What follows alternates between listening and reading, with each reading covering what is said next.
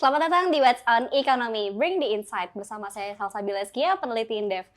Saat ini kita sedang berada di fase yang sangat unik, di mana ekonomi Indonesia kelihatannya stabil, tapi banyak indikator fundamental yang bilang hati-hati, ada yang sedang tidak baik-baik saja. Di mana daya beli melemah, ketimpangan wilayah yang stagnan, pasar kerja penuh dengan informalitas, hingga tekanan geopolitik global yang semakin berat. Nah, di episode spesial kali ini kita akan memudah laporan yang setiap tahun dikeluarkan oleh Indef, yaitu proyeksi ekonomi Indonesia. Dan di buku PI 2002 ini tidak cuma memberikan angka proyeksi, tetapi juga membuka apa yang sering tidak terlihat di permukaan. Apa saja yang menahan ekonomi kita, apa yang membuat kelas menengah mandek, dan apa peluang yang sebenarnya bisa ditangkap. Di episode kali ini kita akan ngobrol secara langsung dengan penulis dan editor dari buku Proyeksi Ekonomi Indonesia 2020. Selamat datang Mas dan Mbak semuanya di What's on Economy. Halo. Selamat sore. Episode kali ini kita ada kedatangan nih dari editor buku PI 2026 dari Mas Eko Listianto, Direktur Pengembangan Big Data Indef. Selamat datang Mas Eko. Selamat datang. Terima kasih sekali sudah diundang, Bila. Baik, nah untuk yang pertama juga nih kita ada beberapa penulis nih yang luar biasa ini, yang cantik dan ganteng ya. Yang pertama dari paling sebelah kanan, dari paling senior, senior saya Mas Rizal Taufikur Rahman dari Kepala Center McFin Indef. Selamat datang Mas Rizal. Makasih banyak Bila sudah diundang di dialog ini dan diskusi ini. Lalu di atasnya ada Mbak Nur Komaria dari peneliti Center of Digital Economy and SMEs Indef. Selamat datang Mbak Ria. Thank you Mbak Bila. Lalu sebelah kiri ada Mas Ahmad Heri Firdaus dari peneliti Center of Industry, Trade and Investment Indef. Selamat datang Mas Heri. Terima kasih Bila sudah diundang di diskusi yang menurut saya cukup penting untuk dibahas ya, karena ini menyangkut ekonomi kita di tahun depan. Iya betul sekali. Nah last but not least kita ada yang di belakang saya ini nih, Mbak yang sangat cantik, Mbak Riza Adisa Pujarama, peneliti Center of McFin Indef. Selamat datang Mbak Riza. Terima kasih Mbak Bila. Baik, nah kita ada buku PE ini 2026 ya nih Mas dan Mbak ya. Mungkin buat teman-teman yang penasaran, bisa di-download nih di QR code di bawah ya, nanti kalau mau lihat-lihat lebih lanjut seputar diskusi yang nanti kita akan bahas full seperti apa. Nah, kalau kita ngomongin proyeksi ekonomi Indonesia nih, kan ada salah satu temuan di PI ini bahwa ekonomi Indonesia itu nyangkut di pertumbuhan 5% nih. Terutama, saya mungkin mau nanya pertanyaan pertama ke Mbak Riza gitu ya. Selama satu dekade ini 5% nih Mbak. Nah, menariknya juga karena angkanya ini 5% gitu ya. Bahkan cenderung lebih tinggi dibandingkan negara lain gitu ya, seperti Singapura, Malaysia dan negara lainnya. Tapi ternyata ini masih belum cukup untuk membawa kita menjadi naik kelas. Nah, kira-kira nih Mbak Riza, menurut Mbak Riza dengan kondisi Indonesia seperti ini dengan pertumbuhan 5% dan bahkan ya cenderung stabil ya gitu ya. Mungkin kalau turun juga nggak terlalu turun ya. Kira-kira kenapa sih Indonesia bisa berada di angka seperti ini, dan ketika Indonesia di angka 5%, tetapi kesejahteraannya ternyata masih belum meningkat gitu ya. Mbak Riza, silakan Mbak. Terima kasih Mbak Bila pertanyaannya. Jadi ya selama 10 tahun terakhir ini kita memang pertumbuhan ekonomi kalau ditarik dari angka dari Orde Baru mungkin ya, itu kita memang pertumbuhan ekonomi ini cenderung melambat gitu, dan di 10 tahun terakhir ini meski di 5%-an tapi trennya itu lambat sebenarnya gitu. Nah, kenapa? Karena kita masih ekonominya masih belum berubah gitu dari zaman dulu gitu. Dari zaman Orde Baru gitu ya. Kita masih bertumpu pada komoditas gitu ya. Kemudian ekspor kita belum value added gitu ya, masih rendah. Jadi kalau misalnya kita lihat dari secara teori gitu ya, untuk pertumbuhan ekonomi itu kan agar terjadi lompatan itu sebenarnya penguasaan teknologi. Di zaman sekarang gitu ya, saat ini teknologi sangat cepat. Nah itulah makanya kalau kita tarik lagi dari pertanyaan Mbak Bila tadi, kenapa Singapura, Malaysia, USA gitu ya, pertumbuhan ekonominya kecil tapi kita kalah jauh pendapatannya gitu ya. Nah itu gara-gara penguasaan teknologi. Kita ini sebagai negara pengimpor teknologi gitu ya. Kita masih bertumpu pada tadi juga yang mendorong pertumbuhan ekonomi kita masih komoditas, berasal dari komoditas gitu ya. Belum value added-nya masih relatif rendah gitu ya. Bahkan dibandingkan dengan Vietnam sekarang gitu ya, kita kalah tertinggal gitu. Jadi kalau misalnya kita bedah nih Mbak Bila gitu ya, kalau dari PDB-nya gitu ya, kan itu ada pengeluaran dan lapangan usaha gitu. Kalau ada lapangan usaha kita lihat itu sektor yang penopang kita itu sebenarnya ada 5 kan. Pertanian, industri manufaktur, kemudian ada konstruksi, perdagangan gitu ya, sama pertambangan. Nah, yang share-nya gede itu industri manufaktur, dan kita ini trennya menurun juga nih, pertumbuhan ekonomi kita trennya turun, industri manufaktur juga kita trennya turun share-nya gitu. Jadi itu ya, karena kita belum ada perubahan di situ yang signifikan, tidak memanfaatkan karena penguasaan teknologi kita kurang, makanya kurang memanfaatkan di situ. Kemudian dan sekarang cenderungnya kenapa kita turun, industri manufaktur ini kan sekarang jadi lebih padat modal bukan padat karya, sehingga informalitas kita jadi Semakin tinggi ya. Iya, betul gitu. Nah, kalau lihat dari sisi pengeluaran, kita masih sangat bertumbuh pada sektor konsumsi rumah tangga. Jadi ketika itu turun, maka pertumbuhan ekonomi kita turun gitu. Dan sekarang kan 2 tahun terakhir ini kita lihat pertumbuhannya di bawah 5%. Betul. Gitu.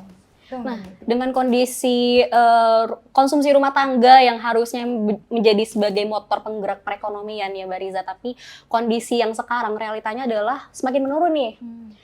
Malah juga bahkan di saat kondisi inflasi sedang relatif terkendali, tetapi ternyata masyarakat masih cenderung berhati-hati gitu ya dalam melakukan konsumsi, dan akhirnya konsumsinya pun turun gitu ya. Nah, ini kenapa bisa terjadi Mbak Riza? Nah, ini dia. Sebenarnya tadi ada efek dari informalitas itu sendiri gitu ya. Penduduk Indonesia yang bekerja itu kan sebenarnya sekarang kan pengangguran turun, tapi kualitasnya itu masih rendah sebenarnya. Lebih banyak terserap di sektor informal. Kemudian yang menarik lagi kalau kita bedah angkanya itu setengah pengangguran itu tinggi gitu. Jadi sebenarnya bukan yang full kerja waktu 35 jam per minggu itu sebenarnya lebih sedikit dibandingkan peningkatan yang paruh waktu. Nah, ini kan kalau misalnya kita paruh waktu itu kan berarti pendapatannya juga tidak full gitu. Secara kesejahteraan tidak full. Kemudian dari situ juga kita ada yang perlu digarisbawahi di situ bahwa 1 jam per minggu itu dianggap sudah bekerja. Definisinya. Jadi kita bisa lihat itu produktivitas tenaga kerja kita turun gitu sebenarnya gitu. Jadi makanya itu berpengaruh pada pendapatan. Ditambah lagi kita kan pasca pandemi itu daya beli turun ya gitu. Nah, kemudian ditambah lagi dengan peningkatan untuk kelas menengah ya terutama gitu, peningkatan harga BBM, peningkatan harga bahan pokok sampai sekarang kan masih bertengger tinggi gitu ya. Betul. Jadi itu mungkin. Kemudian di sisi lain juga dari jasa, dari kesehatan dan pendidikan itu juga semakin tinggi harganya gitu ya, semakin mahal sebenarnya. Walaupun kalau misalkan ada semacam insentif dari pemerintah gitu ya, seperti yang kita lihat kemarin mungkin di triwulan pertama 2025 itu ada diskon tarif listrik gitu ya. Tapi di TW berikutnya udah nggak ada nih, tapi diganti dengan diskon-diskon lainnya seperti transportasi, terus adanya subsidi gaji dan lainnya gitu. Apakah dengan ada insentif yang diberikan oleh pemerintah ini sebenarnya memberikan dampak gitu ya Mbak Riza ya kepada konsumsi di rumah tangga ini sendiri, terutama untuk kelas menengah Mbak? Sebenarnya kalau kita lihat gitu ya, pemerintah itu berusaha untuk memberi insentif pada kelas menengah, tapi sebenarnya nggak juga gitu ya. Kalau misalnya lihat potongan PPh gitu ya, itu kan balik lagi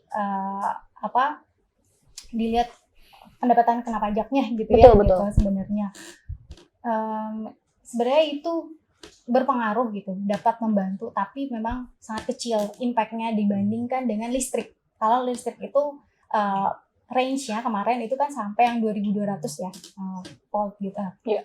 Jadi coverage-nya lebih besar dan banyak middle class yang terbantu. Jadi lebih besar gitu impact-nya dibandingkan dengan potongan tarif PPh gitu. Terus apalagi kemarin transportasi itu hanya dan itu jangka waktunya cuma sebentar kan ya. Dan yang menggunakan itu juga terbatas gitu. Jadi impact-nya nggak terlalu besar. Nah nih ada hal menarik juga ya kalau kita ngomongin tentang kondisi ekonomi kan pasti nggak cuma ngomongin domestik ya Mas Mbak ya. Kita ngomongin tentang global juga gitu, dimana tahun 2025 ini tuh kayaknya lagi banyak isu yang menarik ya, seperti apa aja Mas, mungkin Trump gitu ya, isunya Trump, terus juga isunya konflik Timur Tengah, terus isunya perdagangan antara Cina dan US gitu. Nah, kalau dengan kondisi seperti ini akhirnya bisa meningkatkan indeks ketidakpastian global yang menaik, kira-kira apa sih Mbak Riza risiko dari ketidakpastian global ini terhadap outlook ke depan untuk Indonesia itu apakah akan berpengaruh sebenarnya gitu? Jadi mungkin akan dijelaskan Ujo sama Mas Heri ya. Itu Boleh, akan nanti kita kita tanya tunggu gitu ya sama di Heri. Iya. akhir sesi ini ya. Iya, ini secuil aja gitu. Iya, Tentang silakan. peran tadi. Jadi kan ya, Indef juga pas melakukan kajian kan, ada kajian tengah tahun selain proyeksi ekonomi Indonesia. Nah, di situ kita mengarah tentang perang dagang gitu, dan kita mengulas apa dampaknya. Iya. Karena pada saat itu tuh belum diimplementasikan gitu ya. Hmm. Nah, ketika sudah diimplementasikan, ternyata itu kan Agustus. Nah, data yang keluar baru per September kemarin gitu ya. Jadi baru 1 bulan, Oktober gitu ya. Nah, jadi belum terlihat, tapi kita masih surplus tuh ternyata, dan negara-negara lain juga masih belum terguncang dengan adanya tarif itu. Kenapa? Karena ternyata rata-rata udah front loading gitu, jadi udah menyiapkan sebelumnya gitu, mempercepat sebelum itu implementasi gitu, kegiatan ekspor impornya gitu. Jadi kebanyakan negara rata-rata itu memang belum belum terpengaruh gitu, meskipun ada pengaruhnya sedikit ya, terutama mungkin di Cina yang benar-benar yang langsung ya. Iya, itu kan emang dengan Cina gitu ya, Amerika itu. Oke. Nah, Mau dilanjutin? dikit lagi. Oh, boleh. Ini Jadi, semangat banget ini. Kalau dari laporan lembaga internasional lain juga gitu ya, mereka bilang secara perdagangan itu di tahun ini lebih baik dibandingkan tahun kemarin, tapi proyeksinya di tahun depan itu akan turun. Gitu. Karena uncertainty-nya masih tinggi di situ. Karena kan kita nggak tahu nih langkah apa lagi Trump gitu kan. Kan dia nggak tahu gebrakan apa yang akan terjadi ya nanti gitu, ya. Gitu. Itu mungkin. Oke, nah tadi kita udah bahas dari bagaimana kondisi ekonomi domestik dan global kita seperti apa gitu. Nah, kita tadi mau bahas, sebenarnya sudah disinggung oleh Mbak Riza ya tentang informalitas, struktur tenaga kerja di Indonesia itu seperti apa. Nah, kalau tadi kita ngomongin konsumsi juga, sekarang kita geser ke isu yang sebenarnya paling dekat juga nih ke sehari-hari kita tadi ya. Pekerjaan nih kan menyangkut ke kita juga nih kan, para pekerja yang mencari nafkah gitu ya. Nah, untuk DPI tahun ini tegas gitu ya menyebut bahwa Indonesia ini sedang menghadapi krisis kerja yang layak. Pengangguran ini memang turun, tapi pekerja informal ternyata masih mendominasi, bahkan di kota-kota besar seperti di Jakarta. Nah, mungkin pertanyaannya kepada Mbak Ria nih, Mbak Nur Komaria. Kira-kira apa sih sebenarnya yang membuat struktur tenaga kerja kita itu nggak berubah-berubah nih Mbak, walaupun udah beberapa tahun nih Indonesia merdeka ya sampai sekarang gitu, tapi masih sama saja, dan kenapa makin banyak masyarakat yang akhirnya nih masuk ke pekerjaan informal nih Mbak Ria? Iya, benar sekali. Tadi juga sempat disinggung oleh Riza ya. Ini juga salah satunya mungkin dampak dari COVID-19 yang kita harapkan mungkin nanti ada pertumbuhan setelah COVID mereda, ternyata ini masih tetap melambat. Dari struktur ketenagakerjaan kita pun pengangguran memang mengalami penurunan, tapi dari secara struktur pekerja formal dan informal, pekerja informal ini masih mendominasi. Di tahun sekarang aja masih 57%. Dan ini juga angka yang sangat besar dan bertahan di 50% ke atas gitu ya. Ini juga masalah yang cukup serius, sehingga dengan struktur ketenaga kerjaan seperti ini, semakin besar informalitas, ini juga berarti pekerjaan yang lain semakin kurang gitu. Betul. Nah, penyebabnya mungkin satu, selain tadi karena COVID ya, yang kedua karena memang pasar tenaga kerja, lapangan pekerjaan itu juga masih kurang gitu ya. Jadi para pekerja yang terkena layoff terutama itu lebih memilih pekerjaan apa saja nih, karena terpaksa gitu kan. Mereka mengalami ironi, keterpaksaan untuk memilih pekerjaan yang informal untuk penyambung hidup. Nah, padahal dari pekerjaan informal itu banyak hal-hal yang rentan gitu, mulai dari pertama mungkin soal jaminan sosial. Mungkin kalau dulu pekerjaan formal itu mendapatkan jaminan sosial mungkin dalam bentuk asuransi, atau mungkin dalam bentuk selain asuransi mungkin nilai upah yang juga itu ada batas minimum yang sudah diatur oleh pemerintah. Nah, begitu mereka kena layoff, mereka juga tidak bisa memaintain asuransi itu. Jadi bantalan sosial mereka juga berkurang, dan mungkin pemerintah juga harus ada catatan khusus untuk para pekerja informal ini, sehingga mereka tidak terpuruk gitu ya di saat angka informal ini masih tinggi. Nah, kemudian juga kita juga tahu ya bahwa perkembangan ekonomi digital di Indonesia ini juga cukup besar ya. Iya. Kita bisa bilang ini blessing in disguise gitu Betul, ya, karena iya. COVID. Nah, ini juga semakin memperbanyak Iya. informalitas dari para pekerja itu masuk ke sektor digital. Nah, mungkin satu lagi yang menarik ya Mbak Bila ya. Kita tahu bahwa Gen Z ini sekarang juga memiliki preferensi sendiri ya untuk terkait pekerjaan. Mungkin mereka tidak selalu suka dengan pekerjaan yang formal yang 9 to 5 atau segalanya diatur. Mereka punya free will untuk bekerja dengan job-job baru yang mungkin muncul karena perkembangan digital. Ini juga mungkin sehingga masuk ke informal. Tapi sayangnya kalau misalkan dilihat dari jumlah pekerja yang mungkin 1 jam bekerja yang kata Riza itu sudah termasuk bekerja, nah itu juga mungkin sangat menurunkan produktivitas seperti itu. Kalau millennials dan baby boomers gimana nih preferensi pekerjaannya? Apakah Ya, boleh tambahin nggak? sama? Boleh Ya, silakan. silakan. Menarik ya terkait dengan informalisasi. Nah ini istilah yang jarang-jarang saya dengar kayaknya kalau kemarin. Informalisasi. Informalisasi tenaga kerja. Gitu kan. Biasanya informasi kan gitu.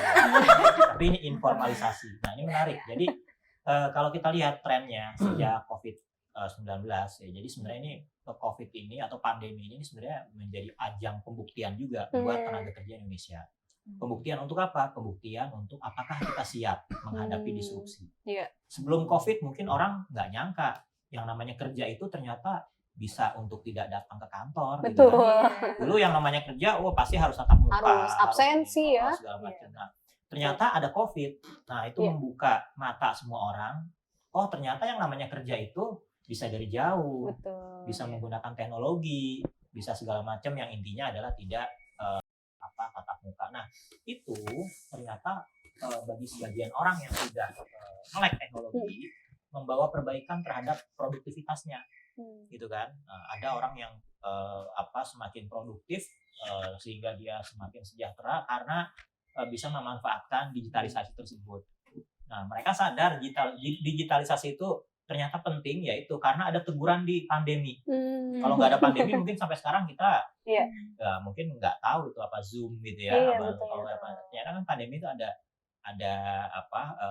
Pilihan. ya ada hikmah ya, ada itunya ya, ada hikmahnya lah ya. Ternyata peningkatan produktivitas tenaga kerja itu bisa dilewati, bisa dilalui dengan berbagai macam cara yang pada intinya adalah menyentuh dunia digital seperti itu. Nah, sehingga sekarang makin banyak tuh trennya tadi yang Mbak Arya sebutkan, banyak orang yang atau Gen Z ini lebih cenderung kerja tidak terikat gitu kan. Nah, sekarang kalau kita lihat banyak tenaga kerja yang dia sifatnya pekerja lepas, Freelancer ya. freelance Web based, ya. Dia kerjanya tiap hari nongkrong di kafe nih, tapi gajinya ternyata lebih besar Dari kita-kita dari nih. kita.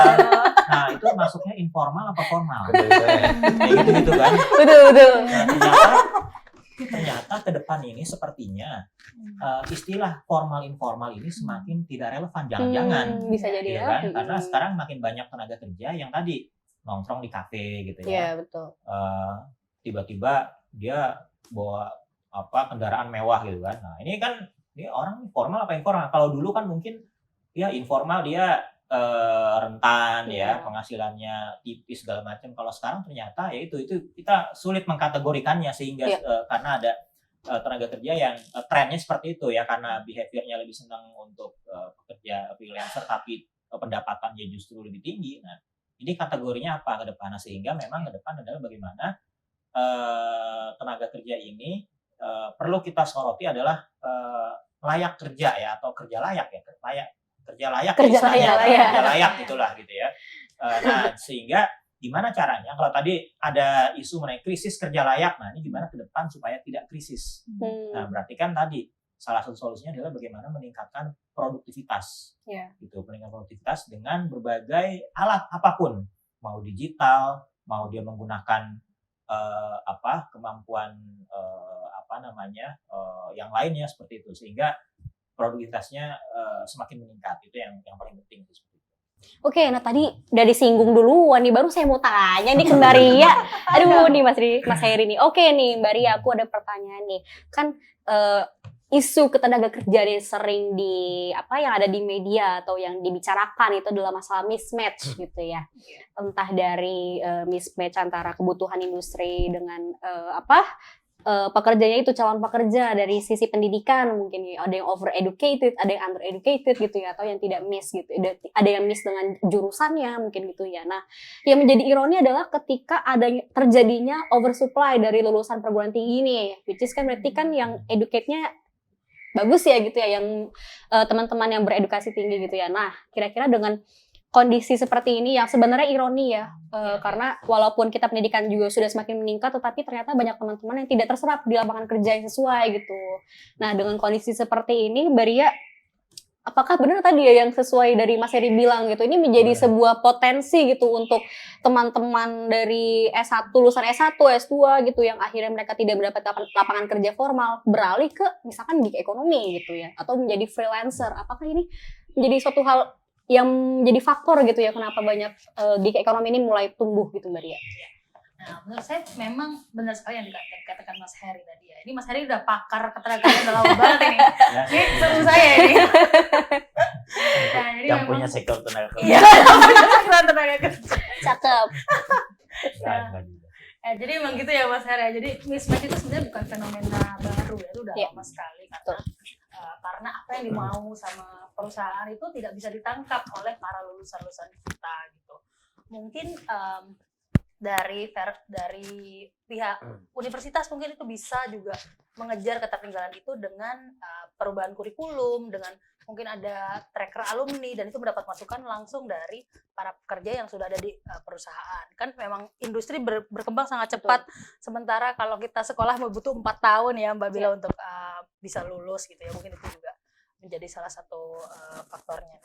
Kemudian isu mismatch seperti itu tadi. Nah, juga tadi dengan berkembangnya ekonomi digital itu juga membuka peluang-peluang baru. Nah, seperti yang kita tahu ada pekerja platform itu dibagi mungkin menjadi 2 ya.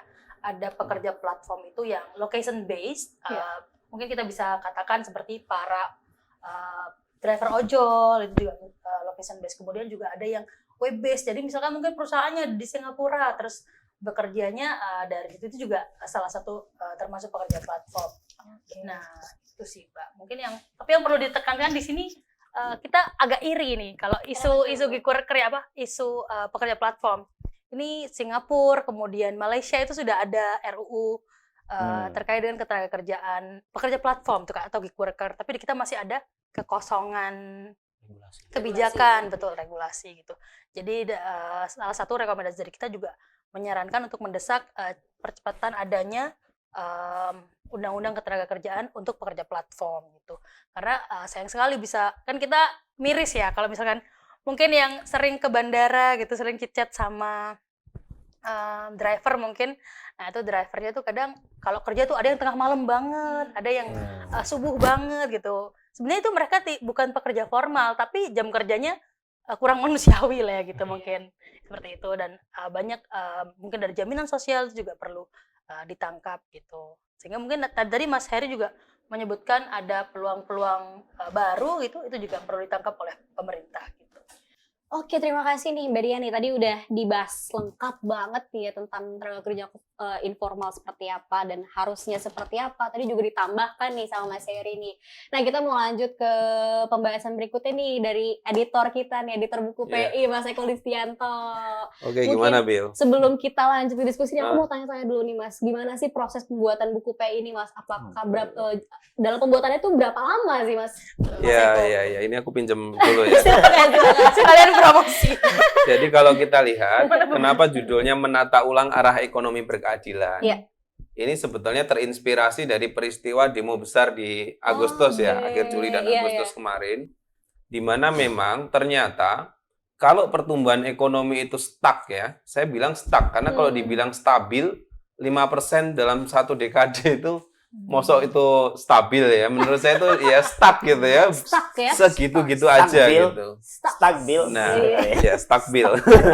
Sehingga harus dilakukan upaya reform. Kalau enggak, buktinya ternyata dengan situasi ekonomi yang semakin yang stuck gitu ya, implikasinya adalah ya tadi akhirnya ketidakadilan terjadi di mana-mana bahkan sampai ke aspek ekonomi, dan implikasinya ya masyarakat turun ke jalan ya, karena sudah tidak bisa menahan lagi begitu. Udah gerah gitu ya Mas ya? Iya, benar. Itu tuh salah satu yang menginspirasi. Terus kemudian ya secara ini ya kita rapatkan bersama-sama. Sebetulnya di luar penulis ini juga banyak masukan ya dari para peneliti yang lain ya, bahkan juga para senior indef begitu untuk membuat buku ini cukup kokoh begitu ya.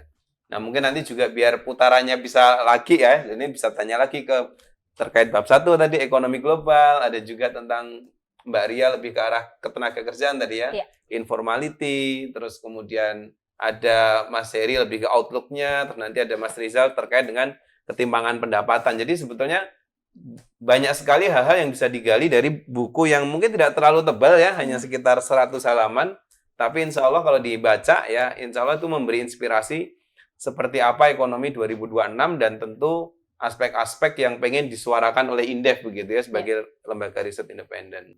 Kira-kira itu sih Bill gambaran singkatnya dari editor. Nah tapi dalam penyusunannya gimana nih Mas? Apakah para penulis ini tuh dalam proses rapat nih sempat ada debat-debat nggak? Ini harusnya nggak usah dimasukin gitu nih Mas. Kita mau tahu behind the scene nih Mas Eko. Ya tentu kalau semua ide dimasukkan bukunya bisa tebel banget ya. Jadi kamus ya? Iya sebetulnya gini. Ekonomi Indonesia itu ya tidak hanya sekedar ini ya konteks permasalahannya begitu, tapi menurut kami yang paling perlu diadres itu adalah atau perlu disasar ke depan itu adalah aspek keadilannya. Ya. Kenapa demikian? Karena kami menilai ya di dalam buku juga disebutkan bahwa stimulus yang digunakan untuk mengatasi situasi demo kemarin ya kira-kira ya apa itu 8 plus 4 plus 5 gitu ya.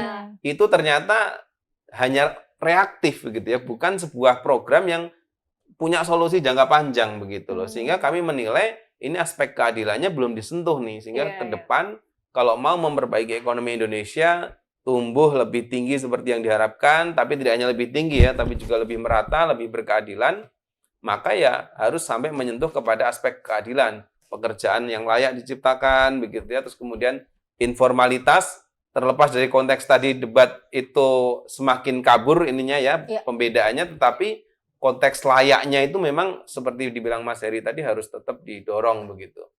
Kira-kira itu sih.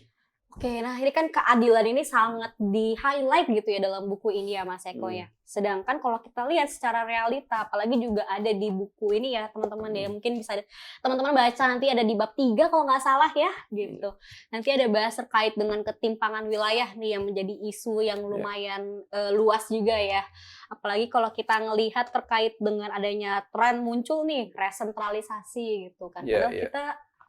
Padahal kita udah desentralisasi, tapi ternyata muncul lagi nih resentralisasi gitu ya, dimana kewenangan daerah ini malah makin banyak ditarik ke pusat lagi gitu, apalagi kalau misalkan adanya efek perubahan dari UU Minerba kemarin, terus juga Cipta Kerja juga kan akhirnya kan yang membuat jadi daerah ini semakin sedikit lah kewenangannya gitu. Nah dengan banyaknya kewenangan ditarik ke pusat ini, Mas Eko kira-kira gimana sih dampaknya terhadap daya saing perekonomian daerah kita nanti? Iya tentu saja pastinya ketika kewenangan banyak kemudian diresentralisasi, daerah semakin tidak berdaya ya. Padahal dulu reformasi itu terjadi salah satu tuntutan kuatnya itu adalah melakukan desentralisasi, yaitu membuat ekonomi Indonesia itu tidak hanya ditentukan oleh Jakarta, kira-kira gitu. Tapi oleh daerah-daerah lain, bahkan mungkin setiap daerah, setiap kabupaten bisa berkontribusi ya terhadap tumbuhnya ekonomi itu, gitu ya, tumbuhnya ekonomi nasional. Nah, ketika kemudian ada undang-undang ya, ada undang-undang Ciptaker di sini, ada undang-undang Minerba ya, yang kemudian arahnya itu lebih meresentralisasi, implikasinya tentu saja adalah semakin sulit ya daerah untuk mencapai kemandirian ekonomi masing-masing gitu. Padahal sebenarnya desentralisasi itu ujungnya adalah setiap daerah itu mampu menumbuhkan ekonominya secara mandiri, kira-kira begitu. Implikasinya ya nanti teman-teman bisa baca ya di dalam buku ini itu sebagian besar daerah kita itu sampai hari ini setelah berapa ya 20 tahun 20 ya tahun lebih ya, dari reformasi lebih ya itu ternyata belum mandiri begitu. Betul. Sangat sedikit daerah-daerah itu yang punya kapasitas fiskal memadai. Nah, ketika kemudian kapasitas fiskal mereka rendah, ya ini kita juga prihatin ya, ada daerah di daerah Sumatera ada bencana itu ya. Makanya mereka nggak bisa itu melakukan upaya-upaya yang sangat maksimal dengan anggaran, karena anggarannya gimana? Anggarannya terbatas gitu kan. Apalagi efisiensi kemarin ya. Iya, begitu. Nah, itu implikasi dari ketidakmandirian ya, dan kalau kemudian semakin tersentralisasi, apalagi di sini juga dibahas ya, transfer ke daerah itu dipangkas ya, dipotong, kita menduga 2026 itu akan lebih sulit begitu bagi daerah untuk bisa melakukan manuver-manuver kreativitas untuk bisa mendorong perekonomian daerah begitu.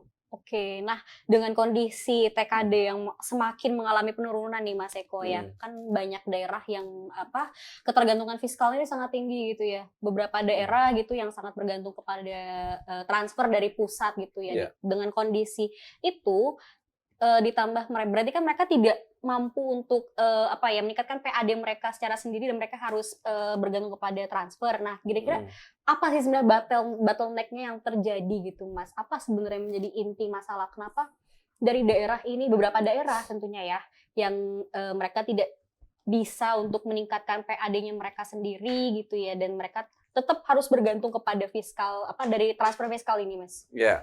Untuk bisa menghasilkan PAD yang tinggi, itu salah satu caranya ya bagi daerah itu tentu harus bisa menghidupkan ekonomi di daerah itu dulu. Karena kan PAD itu ditarik dari aktivitas ekonomi ya, biasanya dari retribusi, dan macam-macam ya, pajak daerah.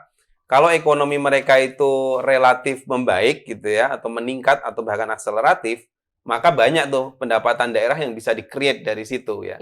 Tapi basis utamanya itu ekonominya tumbuh dulu gitu loh. Nah, kejadian kemarin ya, kayak kasus di Pati itu, udah ekonominya stuck, yang saya bilang dari 5%-an itu, tapi kemudian PBB-nya dinaikkan ya, pajak bumi dan bangunannya dinaikkan. Sangat gitu signifikan ya? Sangat signifikan ya, ada rata-rata sekitar 250%. Kenapa itu terjadi? Karena ada efisiensi kan, sehingga daerah kesulitan untuk bisa menarik ya pundi-pundi anggaran penerimaannya begitu kan. Nah, implikasinya tentu ya dia nyari yang cepat aja gitu. Nah, kalau nyari yang cepat, shortcut itu pasti implikasinya nanti konfliknya dengan masyarakat ya, terutama kelas bawah yang daya belinya lemah. Sehingga ke depan bagaimana? Ya ke depan perlu daerah itu istilahnya ya dibimbing oleh pusat untuk kreatif mencari penerimaan PAD, tetapi dengan cara menumbuhkan ekonomi dulu. Nah, salah satu yang bisa dilakukan adalah ya kalau bisa transfer ke daerah jangan dipotong dong. Tapi mungkin diefektifkan, diproduktifkan penggunaannya. Kalau selama ini hanya dipakai rapat-rapat, oke rapatnya dibatasi, tapi juga jangan kemudian terus ditarik ke pusat gitu ya, terus dipangkas. Tetap aja anggaran itu segitu ya, biasanya itu seluruh daerah itu transfer ke daerahnya sekitar 850 triliun ya per tahun. Sekarang tinggal 700-an, jadi dipangkas 150. Seandainya nggak perlu dipangkas, tapi kemudian dikelola secara lebih produktif ya, mungkin untuk belanja modal atau bentuk-bentuk yang menumbuhkan aktivitas ekonomi, saya rasa itu lebih menjadi bentuk kompromi ya antara nasional dengan daerah begitu untuk supaya ekonomi daerah bisa tumbuh dulu, baru kemudian bisa mereka narik PAD ya untuk kemandirian fiskal mereka. Kira-kira sebenarnya itu pesan yang disampaikan. Pesan yang disampaikan setelah ini ya, itu iklan ya. Nah, kalau kita ngelihat terkait ketimpangan wilayah nih Mas Eko kan, yang bagus-bagus gitu ya, kita lihat kayaknya cuma di Pulau Jawa gitu mungkin ya, kalau kita bisa lihat ya mungkin yang agak maju gitu, sedangkan daerah lain ini masih agak tertinggal gitu ya, terutama mungkin di daerah Sulawesi, Kalimantan gitu ya, Papua gitu ya terutama, gitu, Sumatera juga gitu. Sedangkan nih kita sekarang ada IKN jadi atau nggak sih Mas BTW? Jadi setengah jadi. Setengah jadi ya. Tapi Soalnya itu untuk administratif aja atau memang pindah ke sana Mas? Iya, nanti kita lihat ya kebijakannya sih katanya jadi katanya. Itu panjang, kita harus diskusi khusus. itu Topik sendiri. Jadi Dan kita bisa pembuktian bahwa analisis kita di tahun 2019 untuk IKN. Nah, itu kita bisa. Nanti kita bikin podcast lainnya. Gitu. Nah, gimana sih caranya supaya daerah lain selain di Pulau Jawa ini tuh bisa bagus juga loh infrastrukturnya, pembangunannya lebih ditingkatkan lagi supaya nggak Jawa sentris terus nih Mas. Sedangkan kondisi APBN kita kan juga lagi seret gitu ya gitu. Nanti gimana nih harusnya Mas? Kalau supaya tidak Jawa sentris, jawaban paling cepatnya itu adalah kembalikan anggaran ke daerah itu secara memadai juga gitu ya. Kalau ngambil dari daerah banyak ya kembali ini banyak gitu ya. Jangan kemudian ke Jakartanya besar tapi kemudian ke daerahnya kecil gitu. itu pasti akan timbul ketimpangan ya, seperti yang kita bahas dalam buku. Nah, terus kemudian cara yang kedua ya, tentu adalah biasanya daerah yang tertinggal ya dari Jawa itu fasilitas dasarnya dulu gitu, yang biasanya sangat kurang begitu kan, sehingga pembangunan di daerah di luar Jawa begitu ya, yang terutama untuk tentu saja tidak semua daerah di luar Jawa kalah ya dengan Jawa. Tapi rata-rata kan masih tertinggal. Nah, itu sasarkan ke infrastruktur. Pertama itu. Terus yang kedua ke pembangunan sumber daya manusianya. Menurut saya 2 saja itu kalau bisa dilakukan, itu benar-benar menjadi merubah ya. Jadi aspek tadi katakanlah tingkat ketertinggalan dan tingkat ketergantungan terhadap pusat tadi begitu. Kalau sumber daya manusia tadi maksudnya pendidikan atau MBG nih Mas? Terutama ya pendidikan gitu kan. Ya jangan ke MBG, kecuali kalau MBG di daerah-daerah terpencil, terluar ya memang sangat dibutuhkan, itu oke lah gitu ya. Tapi poinnya adalah lebih ke sumber daya. Nanti kan beda-beda nih. Kalau bicara Sulawesi mungkin levelnya adalah pendidikannya masih apa gitu ya. Tapi mungkin di daerah lain bahkan mungkin belum sampai ke pendidikan, tapi masalah perut gitu ya. Misalkan mengatasi stuntingnya, mengatasi kecukupan gizi anak-anaknya begitu. Jadi macam-macam. Nah, tapi sasarkan tetap pada SDM begitu. Dan kalau infrastruktur saya rasa memang sangat dibutuhkan ya, mereka ya butuh infrastruktur dasar maupun juga infrastruktur yang mengoneksikan antar wilayah di luar Jawa itu. Ya itulah sebenarnya kenapa pentingnya desentralisasi ya Mas ya, karena memang menyesuaikan daerahnya masing-masing butuhnya apa kan yang tahu mereka sendiri. Yang tahu mereka begitu. Jangan dikit-dikit dikasih PSN-nya daerah nggak diikutin apa-apa gitu kan. Ujung-ujungnya ya mereka jadi penonton gitu ya. Kalau penonton terus-menerus lama-lama mereka kecewa kan gitu ya. Kalau penonton kecewa ya biasanya ya terjadi seperti itulah ya. Ngelempar botol. Aku ke stadion gitu. Kalau lempar botol ke stadion udah biasa, ini kita lempar botol ke yang paling kanan ini. Siap, saya tangkap dulu biar. Nah, kita ini tadi kan udah bahas ketimpangan wilayah nih sama Mas Eko Lustianto. Kita mau bahas ketimpangan pendapatan dan kelas menengah nih. Ini kayaknya relatable banget. Kita juga timbang juga sih. Timbang apanya nih? Pendapatan nih kan. Ini yang relatable banget nih dengan kehidupan kita sehari-hari nih ya Mas Rizal dan Mas Mbak semuanya ya. Di PI ini ada nih loh Mas tulisannya nih bahwa perbaikan sejumlah indikator kesejahteraan tuh hanya sebagai kosmetik statistik gitu ya, dibandingkan realita yang terjadi di lapangan itu seperti apa. Nah, misalkan gini nih, rasio gini nih kan, misalkan angkanya mungkin membaik ya, tapi struktur ketimpangannya ternyata masih sama aja. Apalagi kalau kita lihat di perkotaan itu ya masih sangat tinggi ya untuk ketimpangan seperti di Jakarta gitu. Nah, kira-kira apa sih sebenarnya membuat kosmetik ini tuh terjadi gitu Mas? Apakah datanya mungkin ternyata salah atau mungkin ternyata realitanya tidak tercapture gitu ya di data Mas gitu? Boleh dijelaskan? Yang pasti detailnya di buku ya. Coba kita lihat ada di chapter berapa ini? Ada chapter 4. Chapter 4 teman-teman ya. Tapi yang pasti begini Bio. Jadi ini menarik ya. Kenapa ya kok Gini rasionya itu masih relatif lebih berubah gitu ya. Tetapi kok strukturnya nggak berubah. Nah, kenapa kemudian saya paham namanya kosmetik itu angkanya kelihatan menarik, padahal dalamnya rapuh kan gitu. Jadi nampaknya ya ini dilihat kosmetik ini biasanya kan namanya rumah tangga ya kan kalau bicara rasio Gini pasti ketimpangan antara si kaya dan si miskin. Betul. Antara pendapatan tinggi dan pendapatan rendah. Nampaknya nih, Bill, kondisi itu tetap terjadi, tapi angka ini deratanya sudah mulai menguat, tetapi tidak berubah apapun. Contoh gini, kenapa terjadi kosmetik? Karena ternyata ini lebih banyak pada tidak terjadinya perubahan di rumah tangga miskin, di rumah tangga yang pendapatan rendah. Yeah. Nah, pendapatan rendah ini nampaknya selalu naik turun pendapatannya, ya, karena ada perbaikan income sementara lewat program-program jangka pendek. Kalau bicara perubahan struktural, harusnya kan pendapatan itu berubah dan terus kontinu berubah.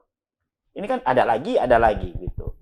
Nah, artinya pendapatan yang rendah ini justru lama kelamaan ya melembaga dan sulit gitu untuk dicarikan solusi kemudian keluar dari masalah itu. Makanya kemudian pemerintah untuk menyelesaikannya seringkali jangka pendek, memperbaiki konsumsi saja kan, lewat jangka pendek, bansos gitu. Yeah. Nah, padahal seharusnya fundamentalnya diperbaiki lewat apa? Struktur tenaga kerjanya dirubah, kemudian juga lapangan kerja diperbanyak sehingga si rumah tangga yang rendah ini kan semakin bisa masuk tenaga kerja, kemudian punya upah kan membaik gitu. Bahkan kalau kemudian kita lihat lagi ya dari jumlah rekening ya, jumlah nilai berdasarkan rekening tabungan nih, Bill. Iya. Jadi justru yang kurang dari 100 juta atau yang kurang dari 2 juta itu semakin banyak.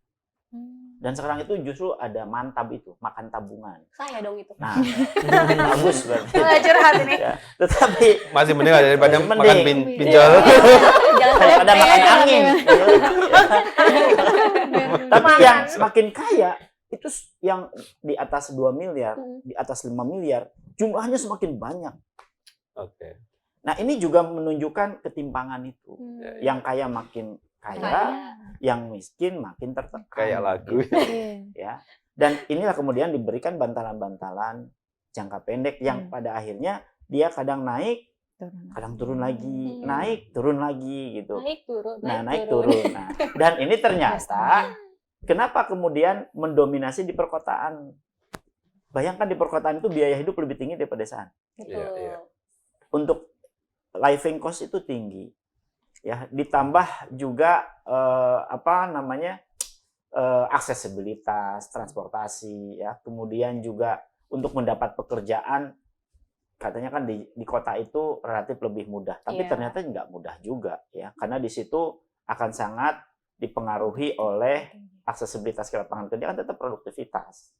Dan produktivitas juga terbatas juga di lapangan pekerjaan yang di perkotaan, utamanya di sektor-sektor jasa biasanya kan gitu.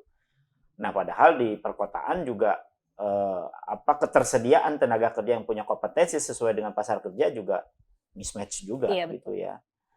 Nah, inilah yang kemudian kenapa di perkotaan juga kemiskinan yang pada akhirnya lebih dominan dibanding dengan di pedesaan. Salah satunya adalah biaya-biaya ya yang notabene untuk diakses dan dinikmati oleh rumah tangga ini, terutama rumah tangga yang menengah ke bawah lagi gitu, yang terutama ke bawah ya, rumah tangga pendapatan rendah ini nggak berubah juga di perkotaan. Kalau di pedesaan relatif bisa pelan, kemudian naik, kemudian kan si border garis kemiskinannya kan berubah tuh kalau di pedesaan. Kalau di perkotaan makin naik masalahnya, ya garis miskinannya, ya sehingga tetap ya sisi lain tadi biaya hidup, ya living cost, biaya sandang pangan ya, papan di perkotaan jauh lebih mahal ya, sehingga ya meskipun dia naik katakanlah income-nya, tapi border garis kemiskinannya naik ya tetap jadi situ. Nah, sehingga ya wajar kalau kemudian dengan situasi seperti sekarang kemiskinan di perkotaan relatif jauh lebih tinggi dibanding dengan di pedesaan.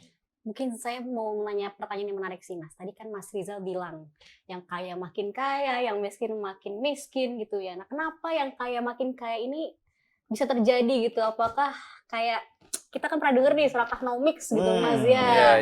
Lagi ramai nih kayaknya nih di berita gitu kan tentang Serakanomics gitu ya. Kira-kira apakah Serakanomics ini bisa menggambarkan gitu ya kondisi semakin parahnya jurang dari kesejahteraan antara kelompok sosial di sektor juga dan wilayah gitu, Mas? Dan kenapa term Serakanomics ini sebenarnya apa juga sih, Mas? Kita mungkin penasaran juga gitu. Ya, Serakanomics itu kan sebenarnya istilah yang dalam ekonomi sepertinya keinginannya tak terbatas gitu ya, dan terus tak terbatas gitu, keinginannya terus gitu, dan tentu ingin menguasai tidak hanya pemenuhan keinginannya tapi juga penguasaan aset-aset. Kalau tadi Mas Eko sudah sampaikan misalnya ada ketimpangan di daerah. Dan itu terjadi. Bayangkan ya, di NTT PDB-nya ya 9 kali lebih kecil dibanding dengan di Jakarta. Wow, Kan 1/9. jauh banget ya. Jauh banget tuh, bayangkan. Jakarta kan kontribusi produk domestik bruto nasional di angka hampir 17%. Ya. Bayangkan ada yang kontribusinya cuma 0,001. Makanya kemudian kok kenapa sih di Jawa sentris gitu? Ya. Karena ya lagi-lagi Jawa masih menjadi pusat pertumbuhan ekonomi di Indonesia. Ya banyak faktor, nanti kita bisa diskusikan kalau untuk ininya ya, karena banyak hal. Tapi yang paling pasti pertanyaan tadi itu menarik gitu ya. Serakah nomik ini memunculkan para pendapatan tinggi itu ya semakin meningkatkan pendapatan mereka. Tidak hanya dari sisi profesional, tapi dari sisi aset. Bayangkan terjadi penguasaan aset, tidak hanya aset itu lahan, capital, ya, tapi juga tentu saja income. Ya. Nah, sampai 1% orang-orang kaya ini menguasai aset lahan, bayangkan ya, aset lahan di Indonesia hampir 70%, bahkan ada yang mengatakan hampir 80%. Itulah yang kemudian terjadi ketimpangan. Bayangkan petani kita yang selama ini menanam pangan ya untuk kehidupan masyarakat ya, menanam beras, palawija, sayur-sayuran gitu ya, kacang-kacangan. Itu hanya menguasai lahan itu cuma 1,5 hektar. 1,5 hektar. Itu pun mayoritas banyak kan menjadi buruh kan, menjadi penggarap. Tapi aset lahannya sebenarnya banyak sekarang berpindah alih ke selain petani kan gitu. Yang posisinya ada di Jakarta, di perkotaan. Nah, inilah yang kemudian memunculkan keserakahan dari mereka yang menguasai aset, tidak hanya lahan tapi kapital ya. Dan yang kemudian mereka ini selalu mendapatkan keistimewaan. Nah, di situ Insentif lagi nih dari pemerintah insentif gitu ya.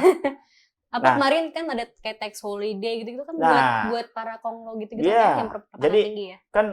Kan itu menjadi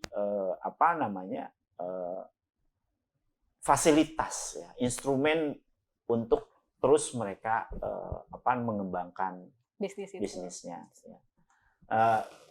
Tapi ada juga misalnya di rumah tangga yang miskin dan rentan gitu. Kan pemerintah juga ada program-program khusus kan. Betul. Ya. Program kemiskinan dan juga program-program insentif juga gitu. Ya. Tapi yang menarik lagi adalah yang tengah ini nih. Rumah tangga tengah yang menengah yang selama ini kontribusi terhadap konsumsinya tinggi. Paling tinggi ya. Hampir 60% loh. Ya. Kontribusi terhadap konsumsi rumah tangga. Dan ini lambat laun menurun jumlahnya.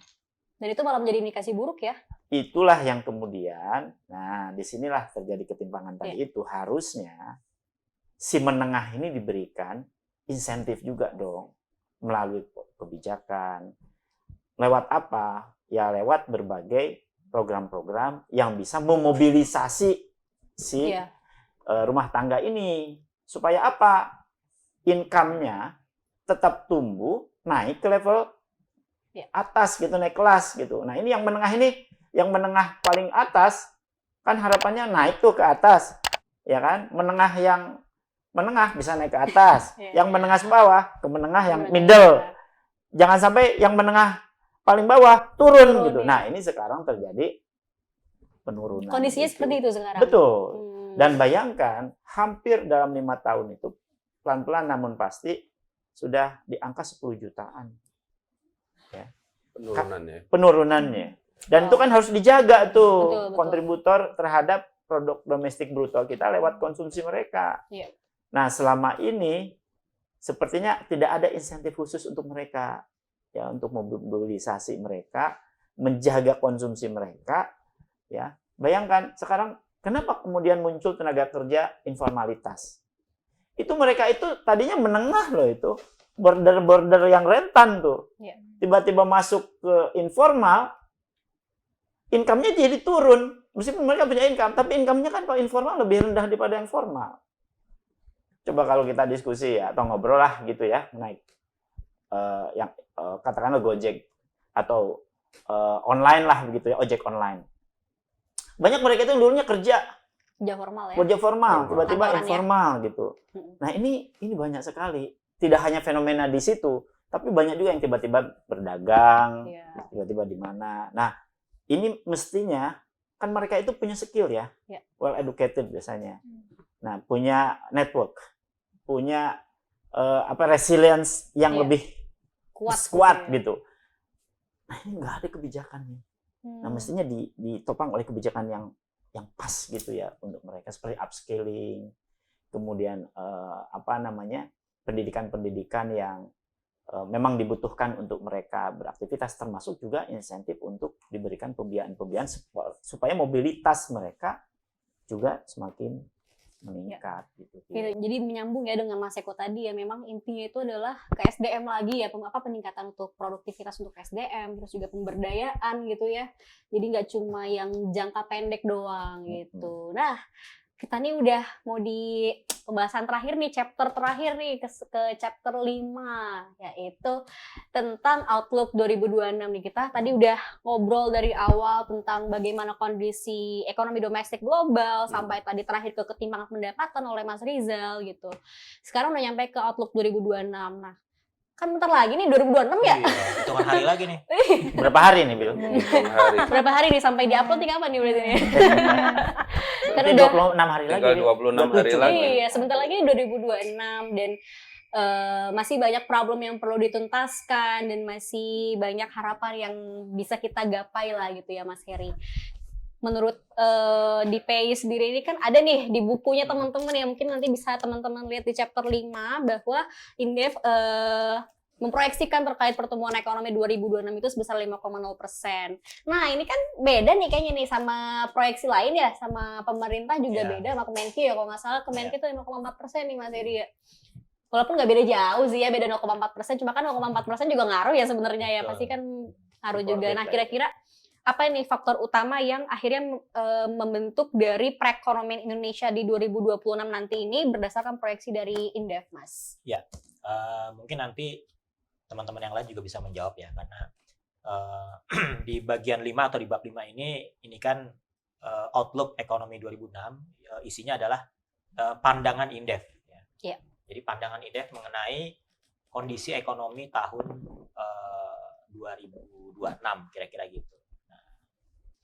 Di buku ini cukup menarik ya proyeksinya. Karena apa? Karena kami berusaha untuk mencoba mengasumsikan banyak faktor yang kira-kira akan terjadi atau kira-kira menjadi sebuah dampak akibat kejadian ekonomi di tahun 2025. Karena selain faktor di dalam negeri, ternyata kan juga faktor global ini turut mempengaruhi ya kebijakan-kebijakan yang tidak lazim diambil oleh negara besar seperti Amerika Serikat. Kemudian juga adanya berbagai pembukaan kerjasama baru dengan contohnya dengan Uni Eropa, tapi juga ternyata ada beberapa tantangan ya, tadi sudah disebutkan ada kondisi Timur Tengah yang kita belum tahu nanti seperti apa, kemudian juga ketegangan perdagangan antara China dan US. Nah ini kan tentu akan berdampak terhadap sektor eksternal kita. Kemudian juga tentu akan bisa berdampak terhadap nilai tukar kita. Nah, bagaimana kondisi ekonomi domestik di 2026? Nah, kalau kita lihat sebelum saya masuk ke 2026, mungkin kita lihat dulu flashback di 2025 bahwa di 2025 ini banyak yang sepakat ya kita mengalami pertumbuhan yang jauh di bawah potensi kita seperti itu. Kenapa? Karena yang harusnya menjadi penopang, ya, yang harusnya menjadi pendorong yaitu konsumsi rumah tangga, ini tumbuhnya masih bisa dibilang jauh dari optimal, gitu. Ini kan sebenarnya salah satu potensi atau salah satu instrumen yang bisa menjadi andalan untuk mendorong pertumbuhan ekonomi. Tapi ternyata di 2025 ini tumbuhnya justru di bawah pertumbuhan ekonomi nasional gitu kan. Nah, ini yang kalau kita bandingkan dengan satu dekade silam, kalau pertumbuhan ekonomi kita mau tumbuh di atas 5,5% contohnya ya. Nah, ini pertumbuhan ekonominya harus tumbuh di atas itu. Sebagai contoh, kalau kita coba rata-ratain ya, rata-rata pertumbuhan ekonomi kita 2005-2010 itu tumbuh 5,7%. Terus kita ambil lagi 5 tahun lagi, 2010-2015, rata-ratanya itu tinggal 4,7%. Terus turun lagi 2015-2020 di bawah 4%. Nah, ini turun lagi nggak nih 2021-2025? Nah, harapannya kan jangan semakin turun gitu kan. Nah, padahal kalau kita lihat berita-berita ekonomi dari sisi katakanlah contohnya investasi naik terus, ya targetnya ini nggak tahu kapan 2000 triliun katanya targetnya menyentuh situ ya. Kalau nggak salah nanti ke depan paling 2 tahun lagi ditargetkan sebesar itu. Kemudian prestasi indikator yang lainnya seperti pengangguran turun terus katanya kan. Kemudian kemiskinan turun terus. Apalagi yang turun terus gitu. Harga turun nggak? Tapi ekonominya segitu-gitu aja gitu kan. Investasi naik terus gitu kan. Tapi pertumbuhan ekonominya stuck di 5%-an. Nah, sementara kalau kita flashback ke 1-2 dekade silam ya, investasinya nggak sebesar sekarang gitu ya. Kemiskinannya juga masih 2 digit. Ya, tapi kita pernah bisa sampai ke di atas 5,5%, bahkan 6%. Nah, kira-kira apa yang salah gitu? Apa yang terjadi sehingga pertumbuhan ekonomi kita kok indikator-indikator yang pembentuk pertumbuhannya itu seperti investasi terus juga ekspor yang secara volume dan nilai terus meningkat, tetapi kok tidak menyumbang yang sebegitu besar buat pertumbuhan ekonomi kita. Nah, berarti kan ada yang mengganjal nih, ya nggak? Ibaratnya kalau saluran itu dibuat semakin besar, tetapi kotorannya di dalam juga makin banyak, nggak lancar gitu kan, kira-kira gitu. Nah, ya jadi ekonomi kita itu kenapa stuck di 5% ini ada yang mengganjal.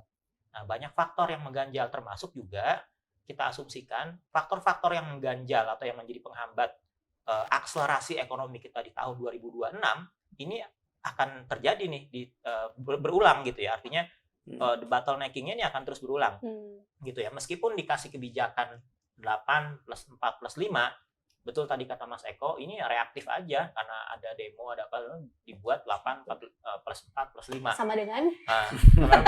Berapa ya? Sama dengan reaktif. Jadi ini reaktif. Sama dengan Jadi kalau kita lihat 17. paket kebijakan itu yang khususnya yang 8 dan 4 ini kan hanya mendorong daya beli, konsumsi ya, dikasih PPh DTP atau ditanggung pemerintah, dikasih bantuan JKK, JKM, terus segala macam lah, intinya supaya pendapatan masyarakat bisa meningkat. Tetapi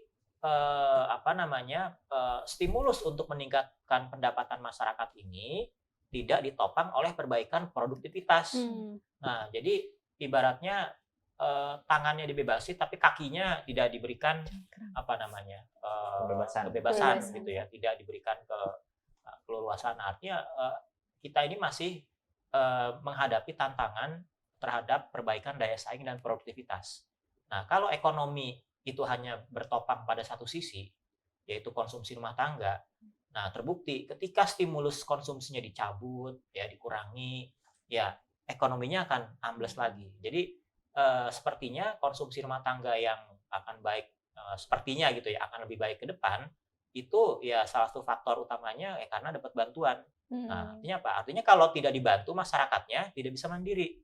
Kenapa? Ya karena tadi dia kurang produktif, dia kurang bisa berdaya saing, apalagi ditambah faktor tadi yang disebutkan Mbak Riza, teknologi kita juga masih jauh ketinggalan. Nah, kalau di teori makroekonomi itu kan ekonomi itu bisa akselerasi kalau ada dorongan. Dorongannya ada satu ya dari SDM yang semakin produktif, yang kedua adalah dari dorongan teknologi. Nah, dua-duanya ini masih di kita masih menjadi masalah sekali di kita, masih menjadi masalah yang ini akan berulang terus-terusan sampai nggak tahu kapan gitu ya. Makanya ekonomi kita masih terkungkung atau tersandra di angka 5%-an. Meskipun indikator-indikator yang tadi disebutkan itu investasi udah naik berapa kali lipat dari 5 tahun yang lalu, dari 10 tahun yang lalu, tapi ekonomi kita masih segini-gini aja. Artinya kan investasi yang masuk ini semakin semakin mahal gitu ya untuk menghasilkan sebuah pertumbuhan ekonomi, atau investasi yang masuk ini semakin tidak efisien gitu ya. Nah, ini ternyata terkonfirmasi dari nilai ICOR kita ya, yang juga susah turunnya gitu. Untuk menghasilkan satu unit output diperlukan lebih banyak modal gitu. Nah, coba satu unit output itu dibuat di Vietnam ya. Mungkin modal yang diperlukan lebih sedikit. Cuma 3. Jadi kita Indonesia masih 6, dipandang 4. sebagai negara yang boros modal karena tadi faktornya banyak tuh, karena teknologinya tersendat-sendat, ya SDM-nya juga ya tadi produktivitas masih rendah gitu ya.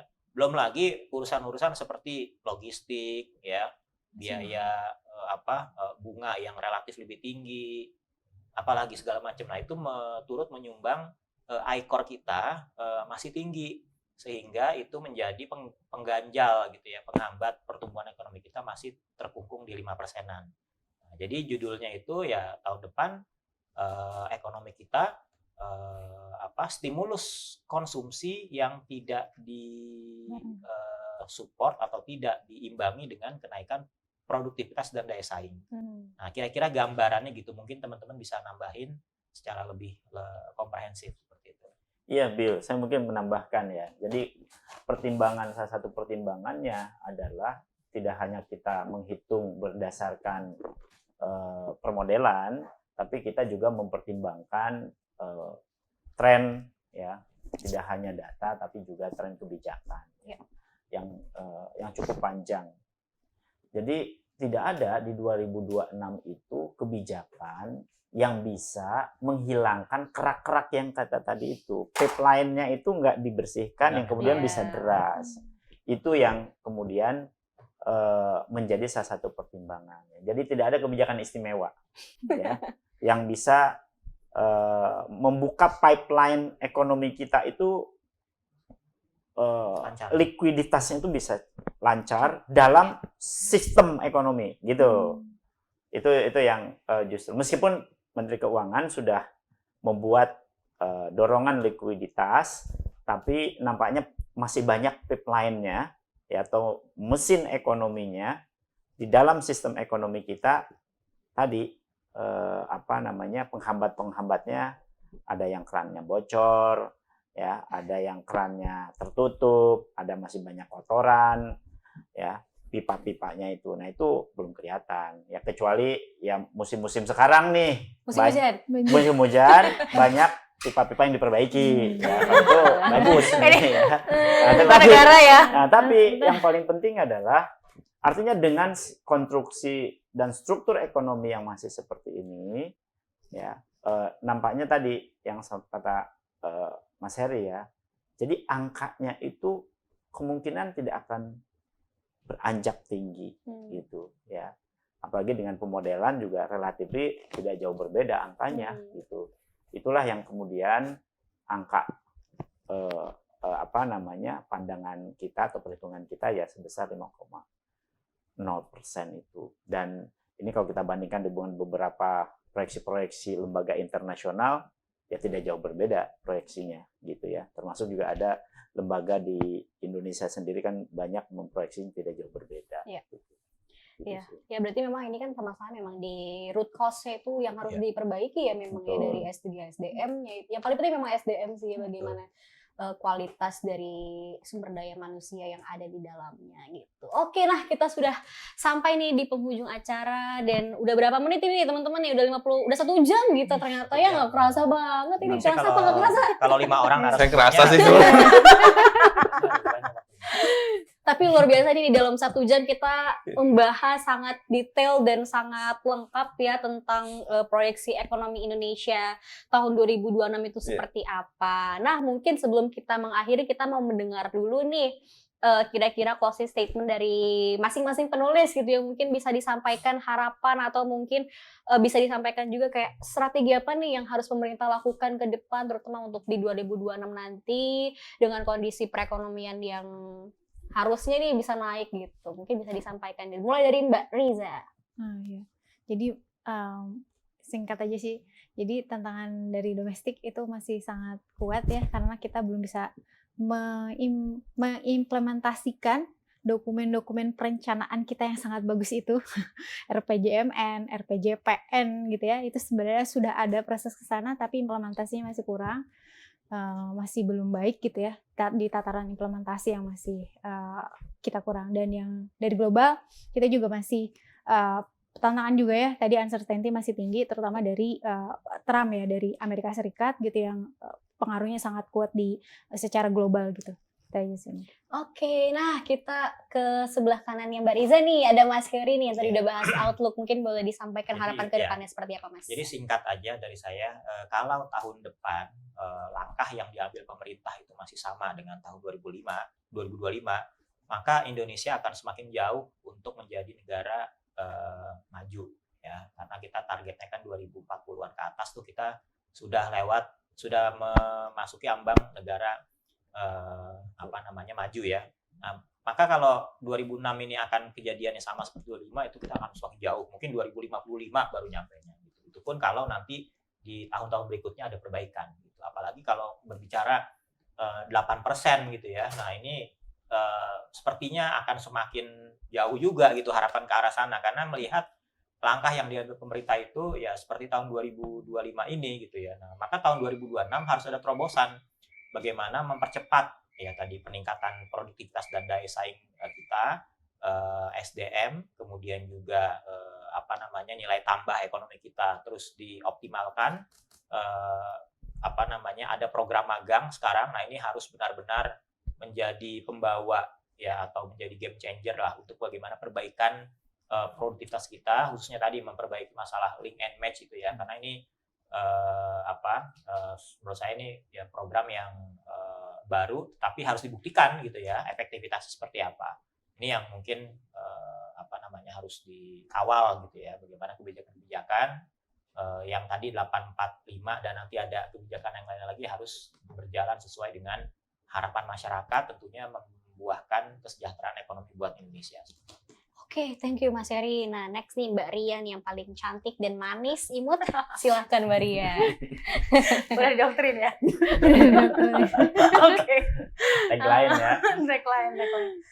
Ya, jadi tadi sudah disinggung banyak tentang produktivitas. Mungkin saya titip untuk informalitas. Jadi penting banget untuk mengisi kekosongan kebijakan terkait dengan ketenagakerjaan, terutama tenaga kerja platform dan juga penguatan di sisi kesejahteraan, mungkin dari jaminan sosial, mungkin bantuan sosial juga itu juga perlu diperhatikan. Terima kasih aja sih Mbak. Oke, terima kasih Mbak Ria. Next Mas Rizal, silakan untuk harapannya ke depan. Jadi kalau kita merefer ya ke bab 4 yang saya sampaikan bahwa ketimpangan itu tidak hanya ketimpangan di income, tapi juga ketimpangan di pertumbuhan ekonomi daerah, ketimpangan di pendidikan, bahkan ketimpangan melek teknologi juga gitu ya, antar generasi Gen Z dengan baby boomer, Gen Z dengan Gen Y dan lain. Ini juga saya kira perlu ada pemerataan yang itu ya tentu saja akan mendorong perbaikan produktivitas yang tadi ya. Iya. Nah, produktivitas ini lagi-lagi ada rumah tangga ya yang di menengah yang punya kontribusi terhadap konsumsi ya. Apalagi konsumsi itu adalah yang menggerakkan dan kontribusi terbesar di PDB kita, maka itu menjadi penting ya kalau kata Mas Heri tadi game changer untuk mendorong konsumsi kita ke depan.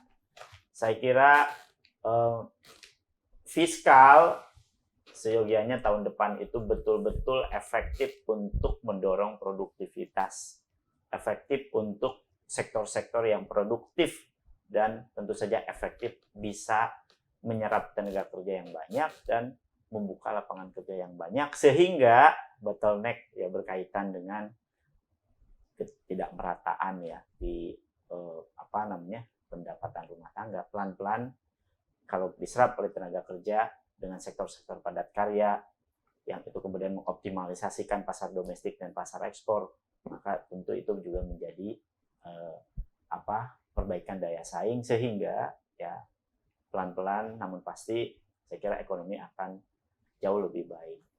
Jadi itu saya kira penting, fiskal plus juga moneter menjadi mixed policy yang harus seiring sejalan. Seiring sejalan. Last but not least dari Mas Eko Listianto. Ya, Silakan Mas, harapannya oke. seperti apa ke depan? Harapan saya sudah di buku ya. Saya Promosi lagi nih. Saya di buku lagi ya, menata ulang arah ekonomi berkeadilan. Jadi sebenarnya singkat aja bagaimana bisa mematahkan proyeksi indeks 5% itu gitu ya.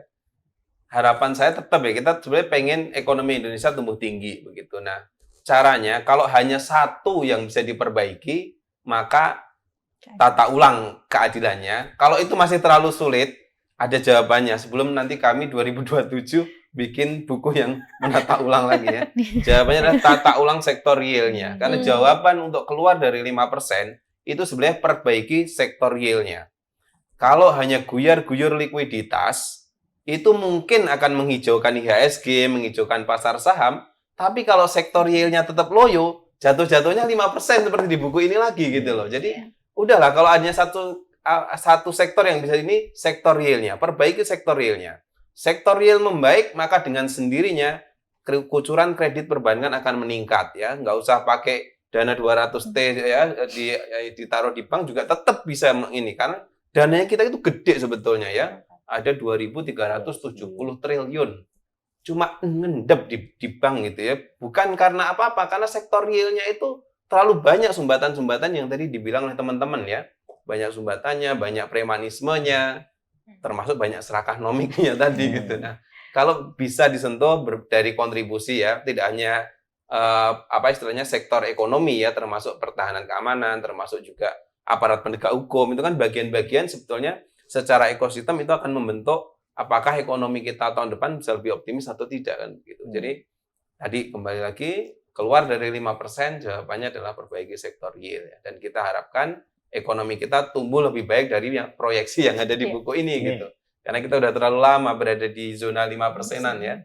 Sampai lupa kita pernah punya pertumbuhan ekonomi 6% ya di era katakanlah Pak era SBY ya, dan bahkan ketika Pak Harto ya kita bisa tumbuh double digit bahkan waktu itu gitu. Kembalikan masa itu dengan cara perbaiki sektor real. Saya rasa itu, Bill. Baik, terima kasih banyak Mas Eko, Mas Rizal, Mbak Ria, Mas Heri, dan Mbak Riza untuk diskusinya hari ini nih, episode spesial membahas proyeksi ekonomi Indonesia 2026. Semoga nanti PI 2027 bisa mampir ke What's on Ekonomi lagi ya. Iya, insya Allah. Dan hostnya saya juga. Bukunya gratis ya, bukunya gratis. Iya, bukunya Iya, Tinggal iya buat di-download. teman-teman yang Bisa Download. E-booknya ada Di-download. ya. Ya, Bukunya bisa di-download, di-download nah, di QR terus, code di sini. Nanti juga ada versi bahasa Inggris, apalagi kalau untuk jaksel-jaksel kayak Bila ya kayaknya cocok juga gitu ya. Jadi nanti akan juga kita Jaksel ya.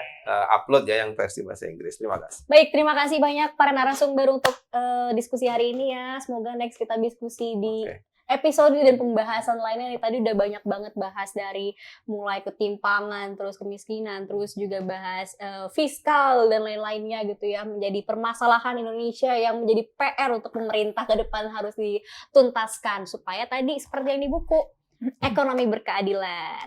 Terima kasih banyak untuk seluruh narasumber yang sudah berdiskusi pada episode kali ini, dan juga teman-teman yang sudah mendengarkan nih dan menyimak episode spesial buku Proyeksi Ekonomi Indonesia 2026, dan semoga diskusi ini bisa menjadi gambaran yang lebih jernih nih mengenai tantangan ekonomi 2026 dan juga strategi apa yang perlu diprioritaskan. Nantikan episode What's on Economy selanjutnya pada YouTube Official Indef. Untuk informasi dan kegiatan lainnya, teman-teman bisa kunjungi di Instagram @indef_official. Dan untuk download buku PI 2026 bisa melalui QR Code berikut untuk di-scan. Terima kasih dan sampai jumpa di episode What's on Economy selanjutnya. Dadah! Dah.